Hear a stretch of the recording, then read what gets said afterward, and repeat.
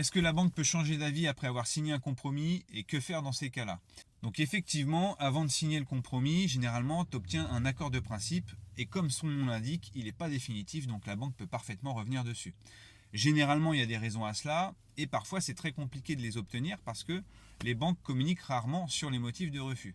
Donc je vais donner quelques exemples qui pourraient faire que la banque revienne sur sa décision.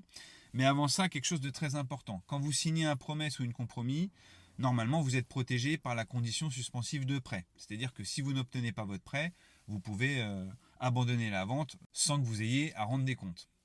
En revanche, souvent il est stipulé dans la promesse ou dans le compromis que pour justifier d'un refus de prêt, il faut que vous puissiez fournir 2 refus de 2 banques différentes.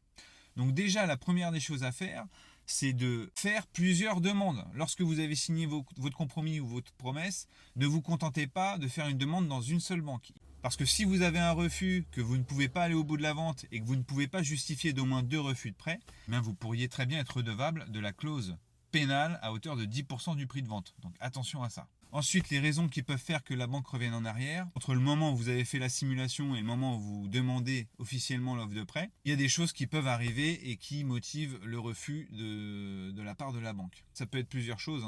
Vous pouvez avoir été fiché Banque de France, voilà. Vous pouvez avoir oublié de payer une amende et si l'État vient se servir sur votre compte avec un avis tiers détenteur, généralement ça c'est une ligne qui peut faire peur aux banques. Vous pouvez avoir un changement de situation comme une perte d'emploi. Vous pouvez avoir joué au paris sportif. Donc c'est vrai que si sur votre relevé de compte il y a Winamax, BetClick ou quoi que ce soit, faites attention à ça parce que les banques détestent ça. Donc pour conclure, 2 conseils importants. Quand vous êtes en phase de signer un compromis, une promesse et que vous avez obtenu un accord de principe, vraiment ayez une gestion de compte nickel. Il faut que les 3 derniers relevés de compte ils soient nickel. Sinon ça peut vous causer des problèmes.